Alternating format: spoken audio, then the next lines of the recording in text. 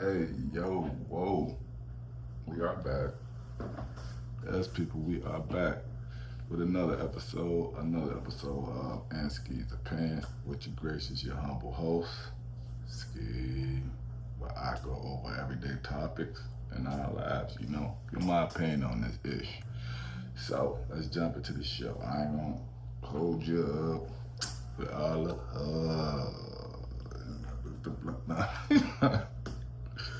but okay, people.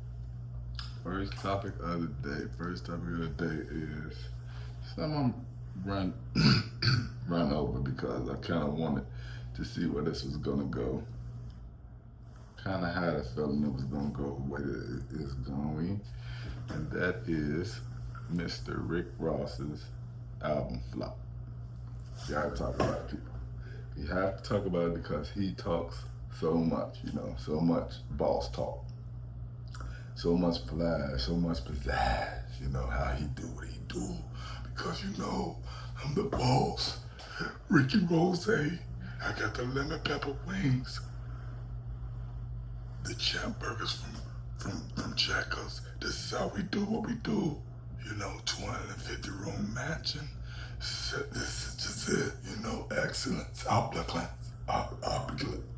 I'm fucking my throat up. Trying to do that, but anyway, y'all. Mr. Rose, the Blizzard, you guys. They say he's projected to sell just around 2,000 CDs in his first week. Now, this is a flop in the eyes of fans when you think about Rick Ross, right? And probably even the money that was spent on the album, the rollout, Ricky Rose was he was what could I say? Promoting it, he went on his run, his promo run, he was on Joe and Jay's show. I've seen him on some other podcasts, slick stuff. Everybody mentioned, Ricky was trying to cause controversy around the album. He tried to spin it.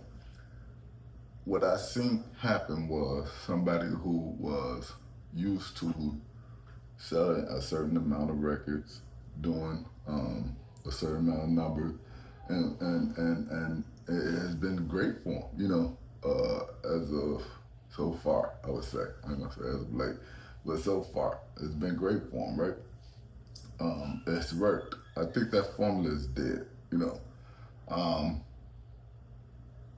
Rose might have done better even just dropping it on his own. I don't think he actually need a label at this point. I think a lot of them who kind of past their prime don't need the label. I think if they do a little promo, go out, do what they do, record their own album, pay for their own beats, grabbing out a lot of these young cats who making beats at home. You get a lot of these beats for the dirt. They don't even know what it is, but you can make it be something. If your song pop, right? Or whatever you create off it pop, and then it could be all yours. And you own that perpetuity. So what I'm saying is somebody like Ross who's rich, the money aspect of record sales and how you promote and do all the stuff that you was doing back then when you was on the come up or he was, in the midst of the industry, makes sense to do that. But it doesn't make sense now when you are established, right? You have a fan base, you could have dropped something on the sneak, I would say you didn't have to invest no more than 100 grand and drop something and probably made a mill or two off of it, right? So that's what I'm saying. Like I think the older cats, as much as, I think that you still do have the skills to rap with the best of them, these youngsters and everything. But I would say, you don't need to compete on that level, right? I say you could do independent. Everybody, saying independent is not the route. It really is, to be honest, but it's really the route for you older cats, right? Who are already established, you did your thing. A lot of y'all sold off the catalog that you was on only half of, and I got a crazy bag off of. Now you can create new material and own 100% of it, and then build up a catalog, and then get double or triple what you probably got for your old catalog for that if you plan on selling that one, right? Or you can just let it chill, marinate. If some of them are hits, you can continue to collect a check forever off of them. You already had a big bag selling your other catalog, right? Now you own everything. Um, so yeah, he flopped people. I hear a lot of stuff about people like saying it's over for him. You know, his career is done. Career not done. You know, you guys want to be honest. I would say that he's not even really considered a true rapper like that no more. Right? He's Rose, so he's a rapper. You know, he's known for. He got a legacy. You know, as far as good music. And I'm gonna say like everybody like, oh, the album was it's just a flop. That's complete trash. I'm not gonna say that, And I know people gonna say, oh, you old, yeah, you understand that because you a hunk. Okay, I'm a hunk, but I know I got ears too, dude. I can hear, you know, and I have a certain taste for music, right? So, in my opinion, I heard a few songs on the album that I actually listened to it too, you guys. I don't want to speak on it without actually diving into it to see. It wasn't his best. I'm not gonna sit here and say, yeah, his one is good, some class, but he has some classic type songs on there. The Caveat Dreams, I think it was called or something like that. That was a hit. He had like 2 or 3 like bangers, like classic Rick Ross type songs. So it just didn't resonate. It's not resonating with the new kids, right? And I don't think that he read that, right? I think he read that he still was that. So he been cracking jokes, he been going up there, he been trying to start issuing 50. Now you got a 50 clown though. Guys, you should have known it was coming, Ricky. He's throwing dirt all those 50. He been playing everybody doing, coming at him, right? And he said, it's just done. He said, the man went over wood, right? And he's not even going to chart. That's what's kind of sad, though, within that, right? You would think 5 to 10, maybe 15,000, and that's a flop for him, but he would chart. He's not even going to chart, you guys. So, like, that part of his career as far as the music thing and trying to push new shit, it's just not, man. It's not going to work for him. So, right now, he want to throw out, how Rose was paid. Rose was paid before the album was dropped. I already had mine. When you got numbers like me, I'm a legacy. I get 20 years of, but that's what I'm saying, brother. If you want to bring out something, then bring it out like I said and do it independently where it's not competing. But you put on this promo run and went out there and tried to compete with everybody else, and it's just not clicking. So I'm not gonna hold you guys too long with this. That's my thoughts on Ricky flop. I'm gonna call it what it is, spade. He flopped, and enjoy your lemon pepper wait no. Yeah, that's what I got for that. Okay. My next topic will be a sick clip of Art and Dame new interview, continuance of his interview with him about everything. So I think that he asked him a question about something that I heard about a long time ago, you guys, like before even I heard about this way back in the day, like early 2000s, that Dame, Irv, Jay Prince, and Suge was trying to start a black-owned distribution company. Now, see, this need to be spoken on, you guys, because it sounds like it's some truth to it, or possibly could be some truth to it. And he asked Dame, and Dame actually finally spoke on it, right? Like I said, I heard this like probably over 20 years ago that this happened, and they was doing it, and Jay supposed to snitch and sabotage it. Like all of those guys went through him-ish. Should, end up getting locked back up, I think, or locked up at that time with the Pac stuff. Or was it? He got it was something else. He got shot. Something he got sabotaged. Jay Prince went through all his federal stuff. Herb got to get raided, and Dame Dash split up with Jay-Z, basically got sabotaged out of the business, right? So I asked Dame about it, and Dame said, you know, he would have argued before, 10, 15 years, he said 20 years ago, he would have argued that Jay was the one who went behind his back and sabotaged the business that they were trying to start. Like, so this is what I'm saying is, okay, everybody putting stock into, you know what I'm saying, Jay sabotaged it, he went back and told, right? But now think about this, you guys. If there's any truth to it, and Dan said it is, he said they've been trying to make moves like that, and they work. Is there any truth to Jay doing what they saying he did? Then this is the Judas of the black race, one of the Judas of the black race, you guys. You know, if there's any truth to, he actually went to those people and told what the plan was and got them sabotaged, right? So then he's the reverse spook that sat by the door, right? Because he infiltrated, got the information, and took it back to them. Now I brought it back to us to build us, and then sold us on, I'm here for you, right? If it's true. So that's what I'm saying. I'm not saying that this is the truth. This is ironclad and ill, you know. He did this.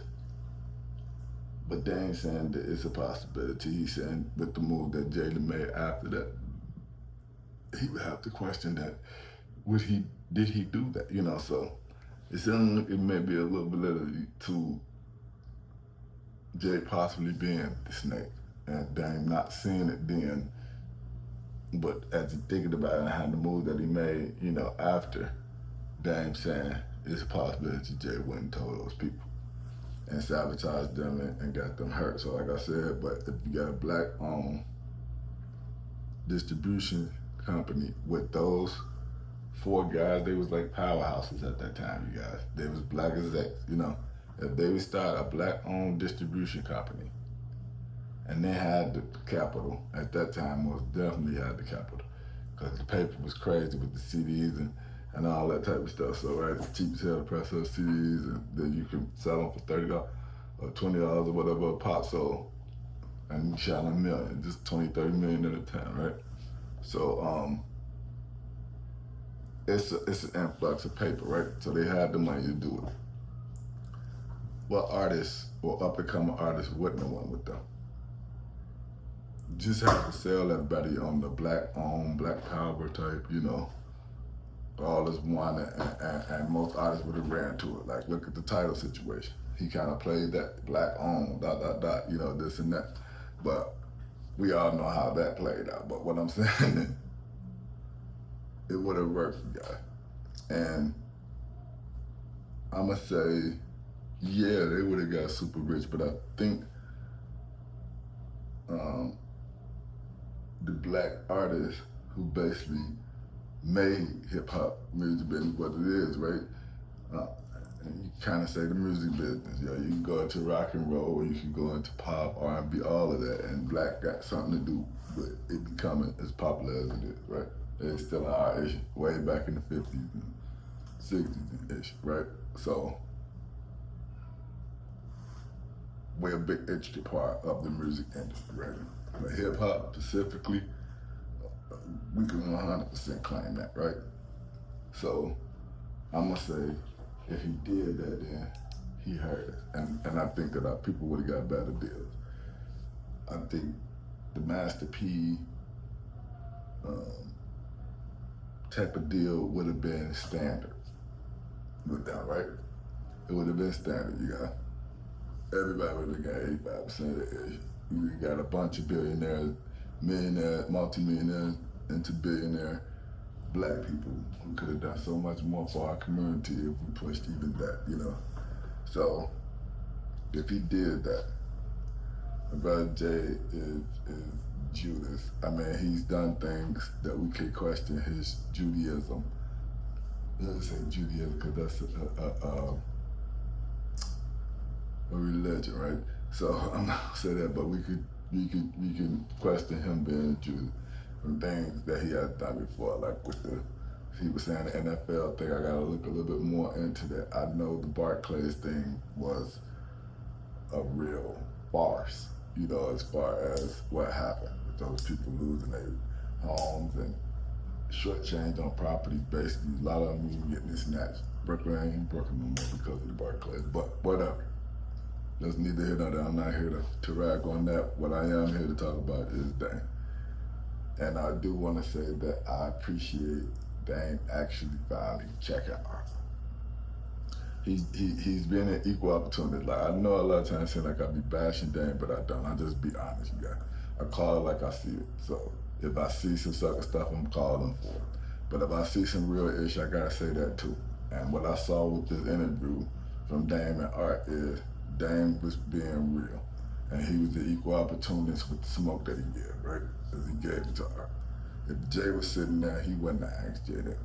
He would have just asked the question that Jay told him that he could ask. But because he's Dame, and everybody feel like you can just do whatever to him, then you can keep asking him whatever. But the only reason why they feel like they can do that, Dame, because you keep coming on their platforms and you coming on there for a dollar amount. As much as you say you don't care or even value money because you put it right back into the business, you going around selling yourself and selling your story for a dollar amount. So you could tell that, like I said, he sounds slick and smart to a dumb person. But a person who kind of know better, dude, you running around here selling yourself because you don't have an income. As much as you want to say this and that about that and this, it is what it is. But he did give him equal opportunity smoke like he gave to everybody else. Like you said, stop asking him the same question. So he made Art look stupid and clocked his ass. What the women say, clocked his teeth, right? he did. So that's what I got for that, you guys. Bravo to Dame. I'm glad that you did speak up for yourself. We finally kind of got somewhat of an answer to that question, right? Of did Jay do that? Was you guys actually starting a black-owned distribution company? They were. We're not 100% clear on if Jay actually did sabotage. So, in my opinion, I don't know as of yet, but it sounds like Dame saying it's a possibility. So, and look at everything he got behind it. So, next topic, people. I ain't gonna say topic, just a mention. I heard something that slid across my desk that I kind of thought about, you guys, right? The brother Busta Rhymes. To me, Busta Rhymes is legendary, man. You know, one of the hardest spitters in hip hop, I could say, history, right? Legendary. That has nothing to do with what I'm about to say, you guys. I respect his craft. I haven't seen any controversial type things on Busta, but this is what I want to mention. So I just came across a thing they saying that they're exposing Busta Rhymes' trans girlfriend. They're saying that Bust, that's the headlines for you guys. I didn't even go all the way into it. I didn't even look at the video because I don't care, but when I saw it, it did make me think back on something, right? So a while back, I know there's a video clip of Busta walking through somewhere, and the girl smacked his butt, right? And Busta turned around, threw a drink or something like that on the woman, right? He was upset, she violated. He took it on, and they had a question, like, why he got so upset with her, but Bus, you don't be like that. Nobody else. And then they questioned his sexuality because they're saying, well, they ain't seen him with no women. But whenever it's like, I guess a couple other interviews, he would like really be aggressively checking women and calling them all ish. So it kind of questioned his sexuality and saying they don't really never see him with a female, right? we all know he got kids because he talk about his kids. But I mean, a lot of them got kids, right? Mr. C had kids, but he like transgender. But not saying that Buster do, but the reason why I'm mentioning it is because it does bring into question the brother's sexuality when they keep piling this on, right? And I just want to play devil's advocate for a second because he got his behind spacked, right? And he turned around and do what? Why he got mad like that? Because he was violent. I'm not gonna say that he was actually wrong for that, right? But then also, so if we're gonna say he was wrong, then we're gonna say Kevin Gates is a homosexual, and really, want men because he kicked the girl because she grabbed his stuff, right? So we can't say that, then we can't say this. And some people might say, yeah, they think that Kevin Gates got some questionable, sexual orientation. That's neither here nor there. But what I'm saying is, I'm gonna look more. I'm gonna keep an eye out on hearing more about what's going on with what they're trying to put on the brother. But I don't know. So I just figured I wanted to give my opinion on. I don't want people just to jump to conclusions because they're putting these clips out, and this is how they build things up, right?